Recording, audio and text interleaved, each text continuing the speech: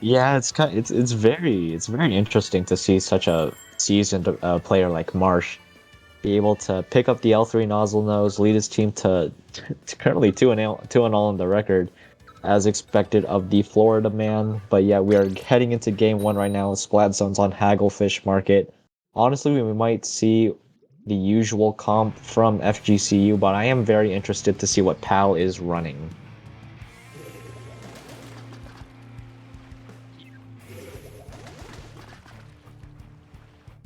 Wow.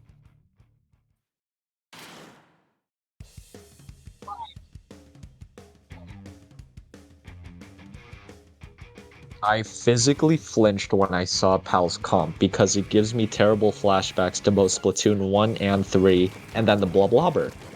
So we see the 96 on the far left. Oh, we see the Mini trying to push into zone very, very aggressively. We see the wall being thrown up by the 96, trying to deny any entry, but we see Marsh going in. He can We've already picked three. Oh no, this is not this. Oh my, this must be the Florida man difference.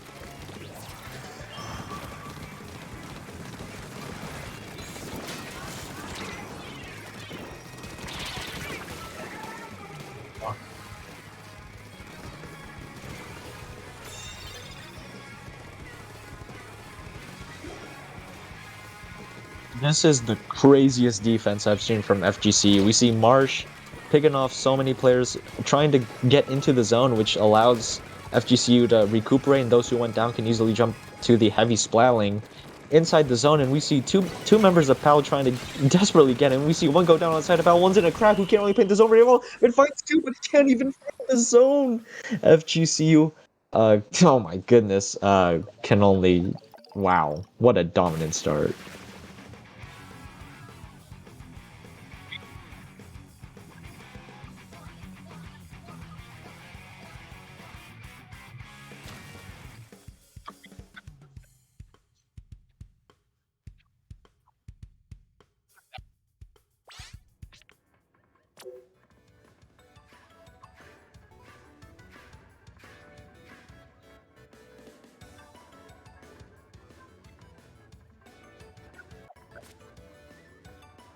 DRF, is your mic audible? Oh, you know what? I don't think it was. There we go. My Okay. apologies, folks. Guess what was So we are my mic was not on there, but we are now on once again. Uh, so at least you were able to kind of take our good folks through that set. uh thankfully we did not crash and we're heading into Tower Control Sturgeon Shipyard. Oh dear. Wow. I think this can be a very steamrolly map if you get the heavy splatling set up on the snipe area. You have lots of range to fire at opponents who are trying to get in. You can't even go in from the top left because the heavy can easily find you and pick you off. But and Marsh is also Marsh, you know? He's not gonna let you breathe at all. He's gonna have you by the throat and he's gonna slam you down and be like, "This is my stream." And then, you know, Marsh already gave me the script and he said we're gonna 4-0 pal, and judging by that game one performance, I do not blame him. I mean, right before this, you and I were chatting about these two teams. I think there's some good expectations of both of them. I mean, FGCU has kind of set the tone for what to expect from them in these past couple of hours. PAL has had two really great sets so far this season, now coming up against Florida Gulf Coast. I think this one should be a lot closer than it's been so far. I was kind of going into this. I told you that, in my book, I had this prediction as a PAL victory, 4-2. But, I mean, Florida Gulf Coast making that prediction look real silly early on. Yeah, I think if Marsh gets an early hammer at the start, finds three again, this is really going to steamroll in FGCU's favor. And we know how much they love to take the advantage when they can. And right into game 2, we see a Flingza and a Tentatek instead of a Neo Splash and a Blobber on the side of Pal. I think they're trying to go for a more push-up more approach. Certainly. So, a couple of just small adjustments there. We'll see how that kind of pans out for, namely Pal here, because, yeah, they really need a big answer after that dominant victory by Florida Gulf Coast. And so far, a little bit of a struggle early on, as we do see Florida Gulf Coast just continuing to try to maintain the aggression that we've seen from them in the past several minutes. Yeah, we see the Flingza use the missiles basically to no avail. Pal goes 2 down, the Flingza responds, the Tentatek goes down, and FGCU still has a lot of mid-control, a lot of aggression. We see the heavy on the tower, we see Marsh sharking on the spinner. What's he gonna find? Is he gonna find someone with the hammer? No, he will not. But he will immediately keep on pressuring the snipe. He sees the crab, he's like, no crab, I'm allergic to crab. And so the crab is in his ball form, and the crab couldn't even find one, but he did find Marsh, so... Yeah, I mean, a great pick there. I mean, if you're able to shut down Marsh, that's a fantastic pick. But Pal is going to lose 3 of their own here, so this push is not quite over yet for Florida Gulf Coast, as they're going to continue to ride this tower here, and they could be looking at another knockout situation. Yeah, I think his Marsh's teammates really helping him out there, get the picks. We see Marsh with a hammer, he finds 1, he finds 2, and they find another knockout. Oh my goodness, this wasn't even close. I don't even think Pal got 1 point on the board. It was just all FGCU.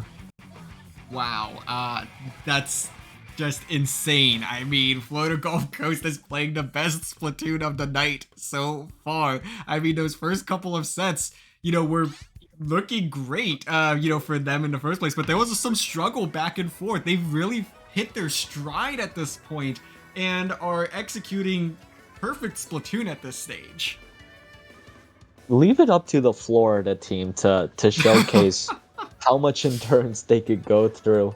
They're really just going through the true gauntlet. They're swinging at every single team in their group. It's like, oh yeah, we rescheduled for a reason. Ooh, we're training.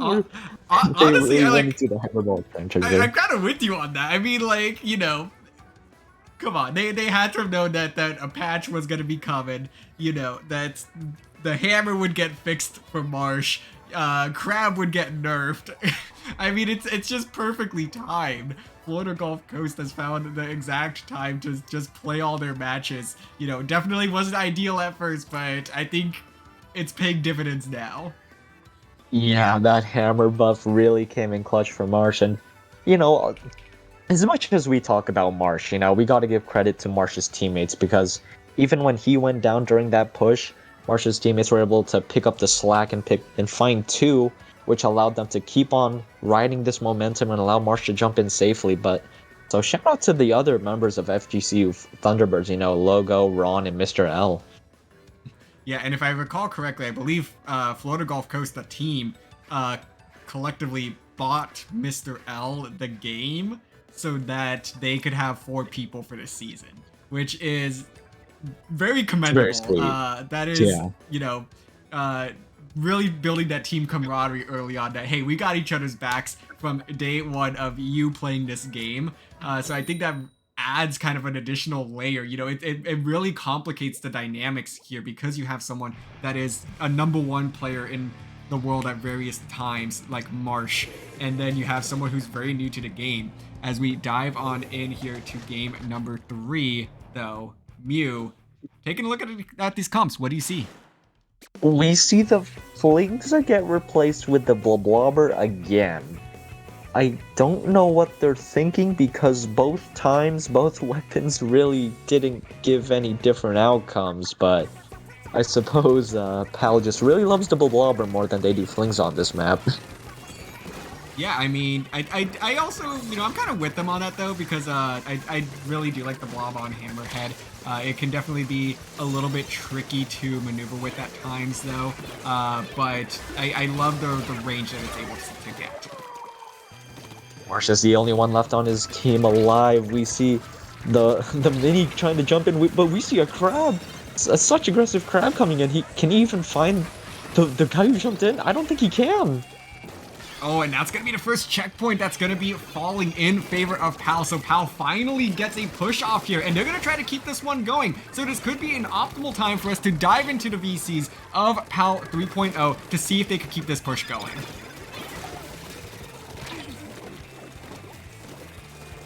We need to pick. Shoot. I got it. I couldn't get the L3. They're coming in. Oh my, okay. We took too long. They got hammer. Oh, so far I away. traded with someone. Okay, that's fine. That's fine. Just set up a check. I just gotta be a little bit quicker. They're already moving up to our check. Throw bombs if you have them. I'm just shooting They're them. gonna bubble. Zimmy weak on right. They're trying to shirk in. I got Rainmaker somehow, but I died. Okay. Okay. Zach and Joey just try to stall if you can. I got Nice. two. Nice. Watch out for the try. I need to back up. That's They're fine. gonna get lead just because of That's fine. It's junk. completely fine. Oh, And man. it seems. Oh, man. Okay. You and I trying to get our both of our thoughts out there at the same time, but you know, I was just gonna say, you know, PAL had some great kind of tug of war there, Mew. Yeah, and I think PAL's comms were a bit muddled. I think they should be a lot more quicker with what they're trying to convey to their teammates, because Splatoon is a very fast game when you think about it. So fast comms, fast game can lead to a very good coordination. But we see PAL coordinating their teammates together. They do get the lead by 1 point. Let's see if they can extend this lead.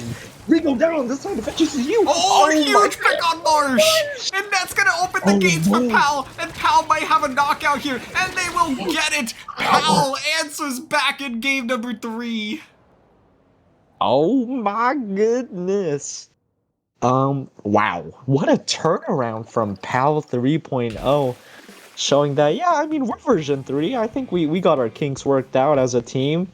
And we're gonna show you why. That 3-0, oh my goodness, DRF. If you really think about it, all 3 games have won to a KO.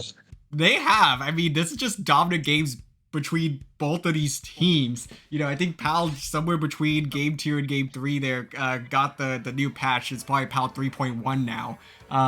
Because that was a pretty different team that just showed up there to completely dominate that one. I mean, like I said, it was a little bit of a tug of war there. You saw their comms.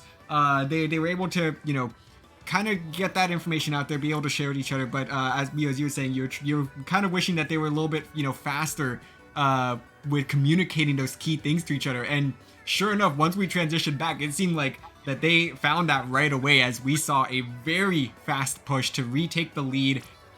Play a little bit of patience after that. Pick off all members of Florida Gulf Coast. Cherry on top with Marsh. Opened the lane right up for that KO. Yeah, especially since Marsh popped his hammer. And he, you know, did go down after taking out 1, but since he was the last member alive, that really just opened the floodgates. But now we're heading to Clamblitz Scorch Gorge. Let's hope that if you're FGC, you gotta hope that that momentum is gonna be short-lived, because you're trying to close this out before PAL 3.0 finds their groove and they do the same thing what you did to them in the first 2 games. I do think going into this game 4 that Scorch Gorge Clamblitz should be a little bit slower. You know, I think these teams will not continue to play at this lightning fast pace that we have seen so far from them. Things should just, you know, cool down a little bit now that they're kind of in the groove of the set, and just try to play a little more patient, make those smart decisions, because we've seen so far that both these teams are playing so fast that one mistake is going to snowball the momentum in the other team's favor. Oh, we see an Explosher come out on the side of PAL 3.0, and like you said, I think this is going to be a lot more patient until Marsh gets his hammer, and then he's just going to be running in there like he always does. But we see mid being heavily contested right now. We see one go down on the side of FGCU. That's going to allow the members of PAL to keep pushing up the Explosher, trying to get onto a favorable position. This T-Tech in mid trying to play around this heavy Splatling. Let's see if he can pick off one. No, he does not. Let's see if he can find both the heavies, but it's going to be really risky if they're constantly firing at you. Yeah, this is a wild fight that OMZ has found themselves in, trying to fight off two Splatlings and able to finally come up big with a double on two different players there, and they're gonna pick up a power clam. But no, it's gonna be Marsh that comes in here and cleans it up to prevent the push. The Crab trying to dance around to open things up for their team, but no, this is gonna be an empty effort here from PAL as they tried so hard there to clean up those picks, and it seemed like that they had it all the positioning quite right, but unfortunately just a couple of big picks shut down that push entirely. Can I just say, Marsh's dancing around that crab tank was absolutely phenomenal, and here we see FGCU starting to break open that basket. That mini frames through. Oh no! But he has all the clams that FGCU currently has. No. So it's time for the basket to open. Oh, but he has 7. He's ready. He's ready to wait for that basket to come back down. Considering that Marsh is just Marsh is still up in their spawn. Oh my goodness, how close is he to another hammer, DRF? There it is, the hammer coming out once again, and just Marsh holding off the entire PAL team as their teammates continue to go and collect clams. Finally, it seems like Marsh goes down there, and now it's going to be a couple of jumps coming in to try to keep this basket open, but it's not going to be any good. So honestly, if I'm PAL right now, I'm relieved because it's 44 points remaining, and that could have actually been way worse. It just did not seem like the clam economy was in favor of Florida Gulf Coast there. So things are going to just slow down a little bit for now, but they need to quickly get these Florida Gulf Coast players out of their spawn. If I'm PAL, I would be terrified because Marsh is still alive right now. But we see Omazen trying to fight Marsh. It's not gonna end well for him. He finds 2. Can he find 3 with this hammer? Can he find this more explosion? No! Oh no! PAL is just the feeding grounds for Marsh, who sees 3 power clams. He's ready to contribute more towards this basket, and we're getting scarily close to a knockout right now. Yeah, and they have the clams to do it, but no, 2 members go down. They're gonna try to force their way to the basket, and they get 3 more clams. They're gonna be just shy of the KO, and that's gonna be the wipeout. So PAL, in the nick of time, able to shut down this push, but they are on very, very thin ice in this game because another push from Florida Gulf Coast will assuredly result in a knockout at this stage. So now PAL's gonna have to figure out a way to respond in a minute and a half, and they will get this push going. They have quite a few clams to their name, but can they get them all in the basket and keep this open? And they do. They pile them all in, all the way down to 41 remaining. They have Florida Gulf Coast staggered severely right now. We see Marsh desperately trying to play around a Kraken, which doesn't work. 2 go down on the side of FGCU. Oh Marsh is my going. gosh. The only one alive left is Ozimi. Can they find a knockout? The guy has 2 clams. It's gonna get really close. They're gonna try to pick up that. They're gonna try to pick up the pity, but will they get there in time? It's gonna be down to the wire here. No, the basket's just gonna close. PAL falls just a little bit short, and with 50 seconds to play, we have a insanely close game where both teams are teetering on a knockout. Oh, look at that penalty, DRF. PAL 3.0, it's 47. Not only do you need at least 2 power clams to get that penalty down to 7, you need so many more additional clams if you can't even find a second power clam to add in after you break the basket with the first one. But if you're FGCU, I don't even think that you want to play defensive. I think you want to go all out. I think you want to put all the eggs in the basket right now, because if you let PAL in your basket area, I'm pretty sure you will get knocked out. Oh, this is gonna be down to the wire, folks. So buckle up as we enter overtime here in game number 4. As we see another wipeout. Powell is making a move to the basket. They have a limited time here in overtime. They're gonna get the first basket, the first power clam into the basket, and they're popping the specials, trying to keep this basket open. But can they do it? They have 3 claims to their name, trying to pick up more. 2 members of Powell go down. It's gonna be down to Plan B to try to hold this basket open. Dino is nowhere near, and that is going to do it in this game. Florida Gulf Coast holds on for the victory. Oh my goodness, oh Lord. If that went on for any longer, I probably would have passed out. The way Honestly, same. The way Pal almost brought that back, though. Oh my good. If they just had teeny little bit more clam, oh, it could have went so much more differently. But FGCU is up to 3-1. I guess they heard the momentum was trying to swing in Pal's favor, and they were like, no. Oh, we're trying to end this set before Pal just finds their groove, and it looks like Pal still needs to try and find their groove going into Splat Zone's Brine Water. Mew, I know we said it going into that game, you know, that game was going to be a lot slower paced. It wasn't. It's not. That was, both teams played that so quickly, but I guess it was slower relative to those other games, but I think you know, at this stage, it was just 2 trains at maximum speed colliding into each other with how that game went. It was just such chaos. I mean, just back and forth, and both teams really had strong control. I think Pal just could have, you know, managed their claims ever so slightly better to try to keep that timer live and the basket open, but it was a fantastic effort nonetheless. I mean, that is going to be one of those CCA games that you will remember after the season. Yeah, I think FGCU is the unstoppable force and the immovable object. The way they played that overtime defense after getting wiped was immaculate. The way Marsh and his teammates were able to work together in order to stop them from getting so many power claims in like they did at the beginning. And honestly, I could really see this going 4-1 in favor of FGCU as we go into game number 5. We don't really see that much comm changes, if at all. Yeah, they're gonna kind of just stick with what they know, and this one is definitely very tricky. I love that Plan B is sticking with that X-Flow. I think that is one of the best picks that you can have on this map mode, especially if you know the other team is not going to be coming out with a Crab or E-Leader, and we see it paying dividends early on. We see 3 go down on the side of FGCU. The Explosher uses a Storm a bit early. I'm not sure if I agree with that because they're not really... FGCU is not trying to actively push right now, along with the Crab Tank. I mean, yeah, you do get more points on the board, but when they start getting their specials coordinated, you won't have anything against that.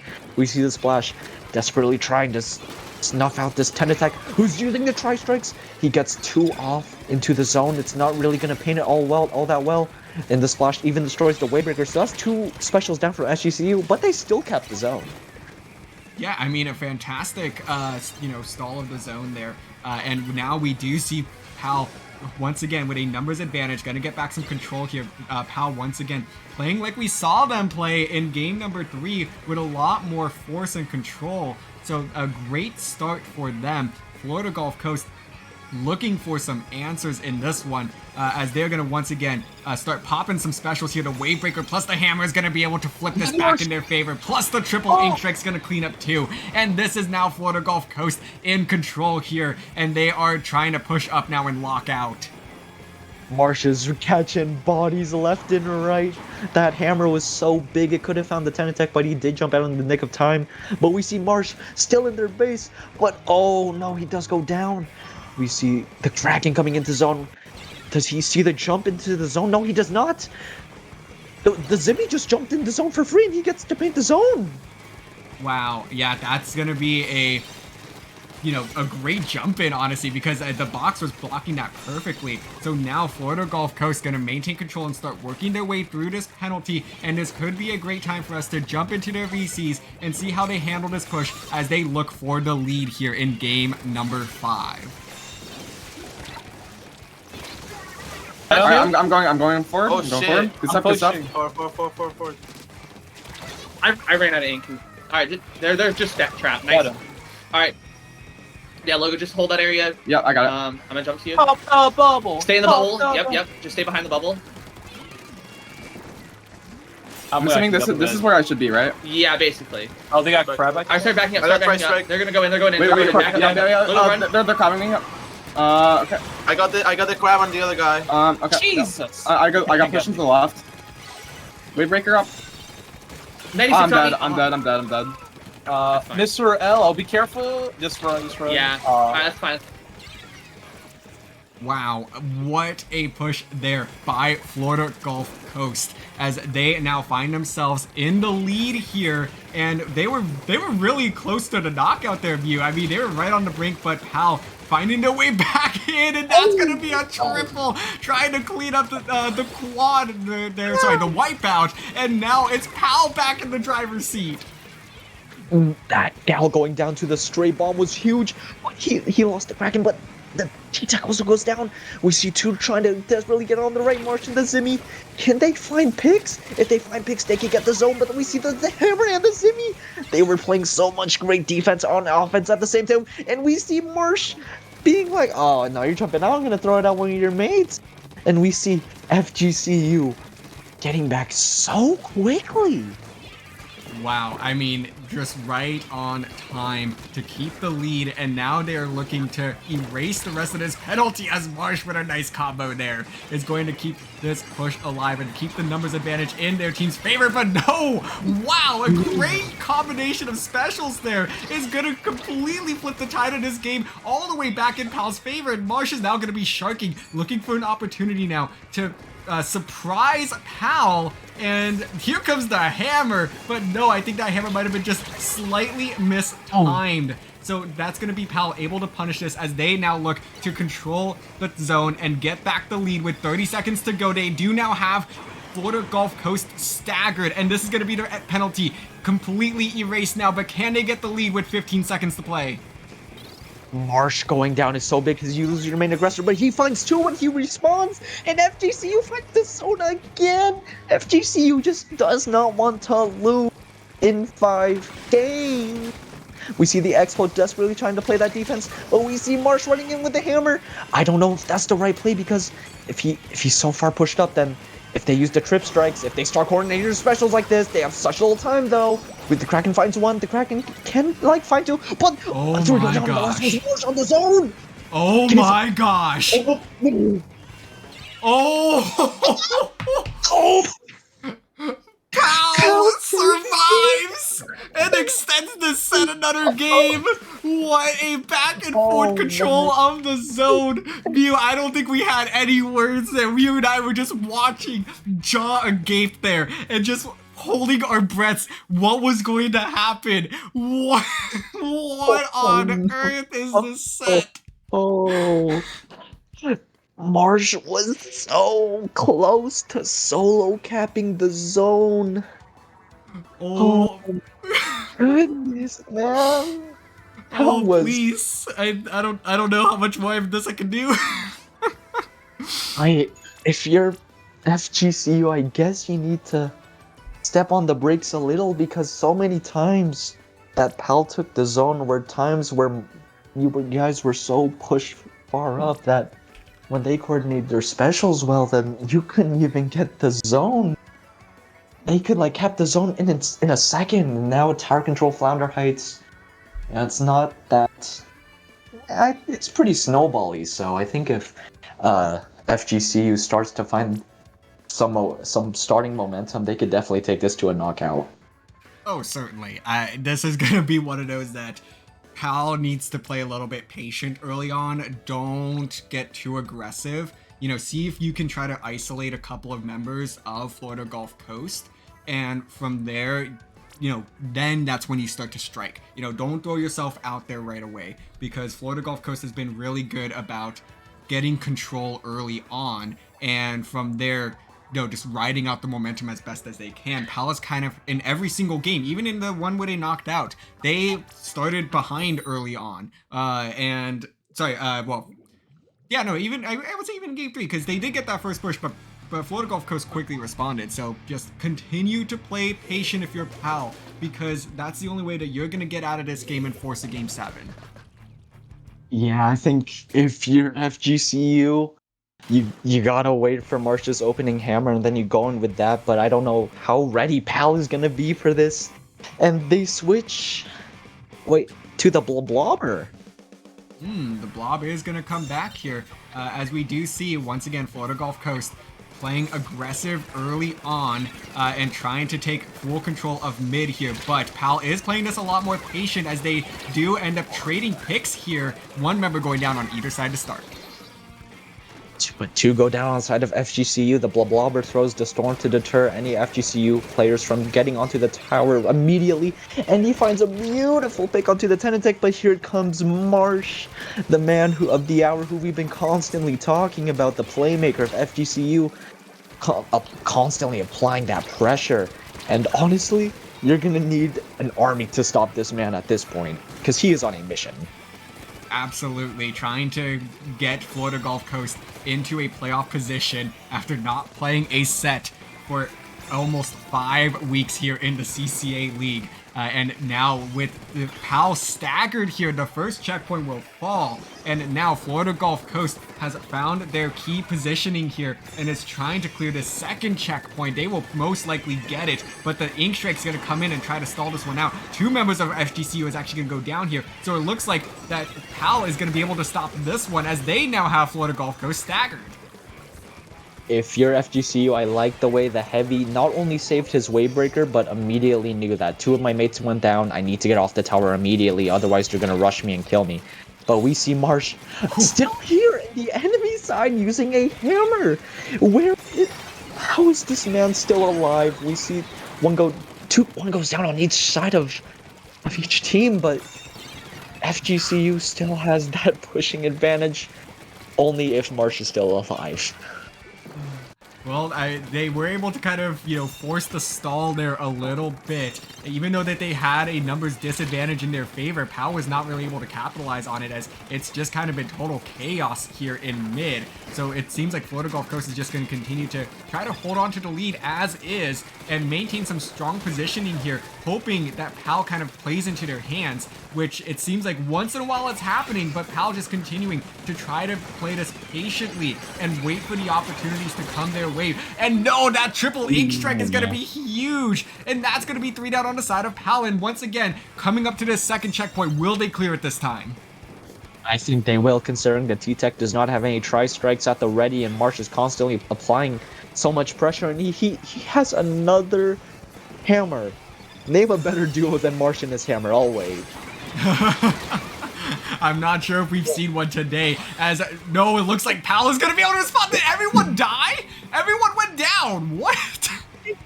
The Heavy went down to the T-Tech, but I think the T-Tech went down to the Heavy's Wavebreaker, or like some sort of latency. But we see, oh dear, 3 members of FGCU coming in, and now is another slobber knocker in there. But Marsh goes down, but FGCU's mates still aren't gonna push back all that hard.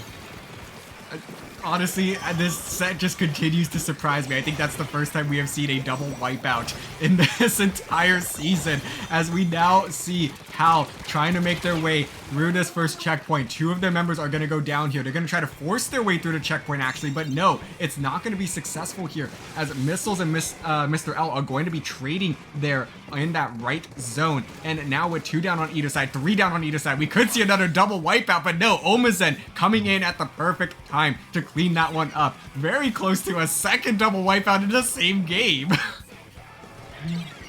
Wow. Pal is starting to find their groove. One goes down on the side of FGCU. Marsh has no hammer. There are no tri-strikes in sight. But we see Marsh on the flank. Again, Pal needs to pick off Marsh, and they do! But we see the T-Tech and The heavy goes down. Last one to Zimmy. I think Al might be able to take this lead. But not if Marsh has anything to say about it, as Marsh is going to try to will their team into holding this lead. And no, it looks like Pal is going to continue to ride this tower. That might have been a Kraken that came out there momentarily. And no, another bloodbath here, as Missiles is the last person standing. That's a Pal wipeout! One person standing yet again with 10 seconds to go. Can't Pal get back to the tower in time? It's looking very grim for them as we see Florida Gulf Coast on a victory march here to claim this set in an instant CCA classic, and they will hold on. Florida Gulf Coast takes the set 4-2. I have no words. FGCU went through a 3-game gauntlet and won every single one without going to a game 7. Wow, I mean, yeah, that is very impressive in of itself right there, Mew, because you are absolutely right. Florida Gulf Coast today went 12-4 in individual games. We knew going into this that they were going to be playing somewhere between 12 and 21 games, so the final count here will be 16.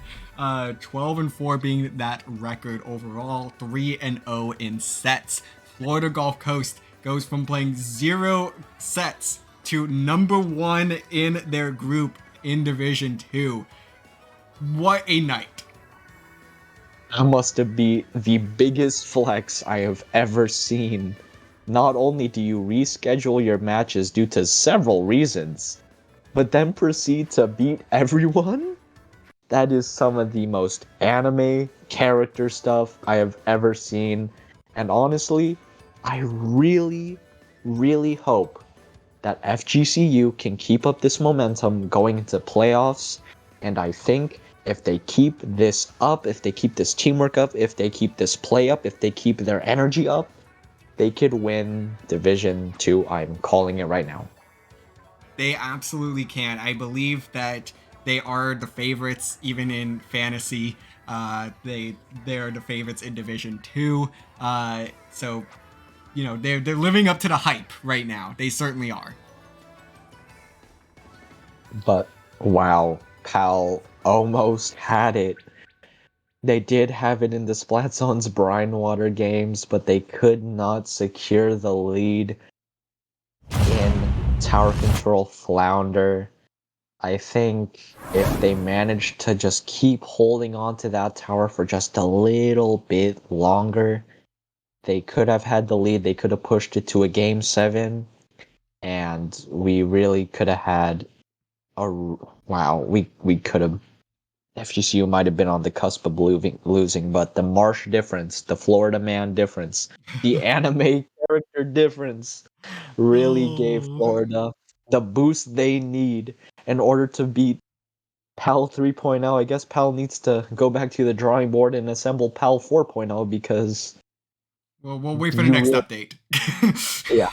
They'll get some patch notes here because PAL is certainly not out of it yet. This is the first set that they have lost this season. So they're still looking pretty solid in the playoff picture. But then again, Division 2 has been the most glorious mess in any league that I have ever seen, where I think just this week teams have gotten eliminated from playoff contention. But even then, I believe that of the 12 teams in the division, 9 of them are still playoff eligible and none of them have secured a playoff spot yet.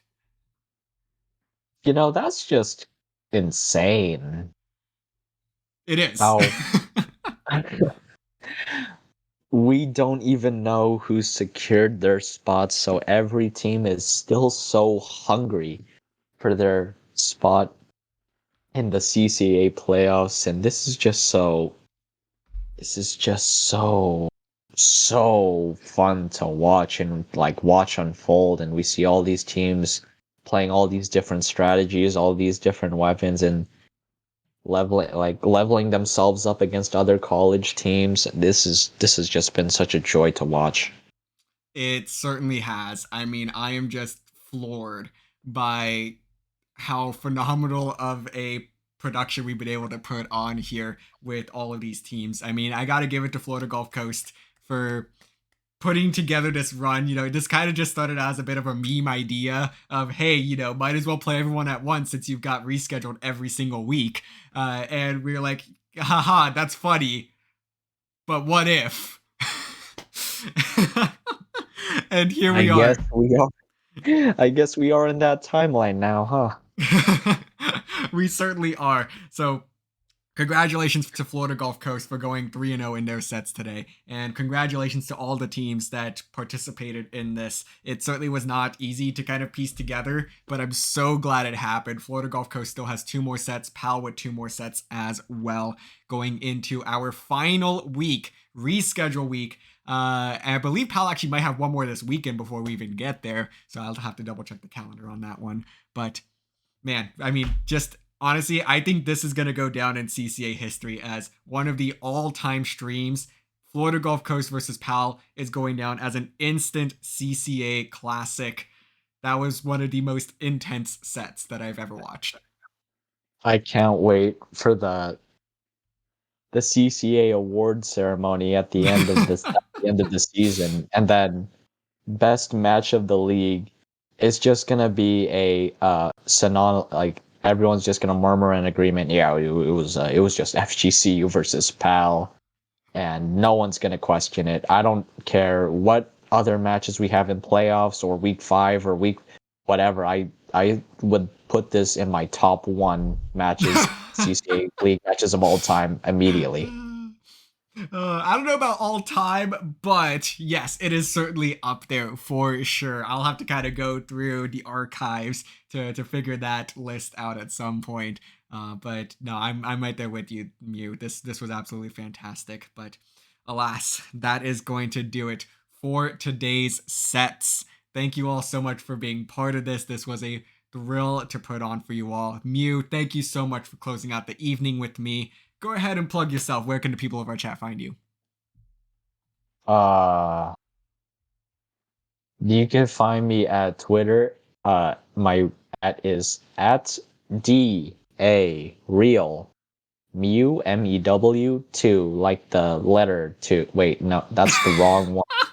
The Greek letter 2. And then I don't really post on there, but you can follow my team's Twitter at Best SPL Map Mode. I post on there more than I do on my personal account. That But is David, true. where can they find you? You can go ahead and find me on Twitter at DRF_Splatoon and on Twitch, TritonDRF. But as always, you can find me more often here on the CCA Twitch channel. That is going to do it today. Thank you all so much for being a part of this. This was amazing. And be on the lookout because we are not done with matches this weekend yet. We have a couple more matches tomorrow night and Sunday night on the CCA channel and on Splatoon Tourney Sunday night. You do not want to miss those as we continue to paint this playoff picture. Stay tuned, everybody. We will see you next time. Yay.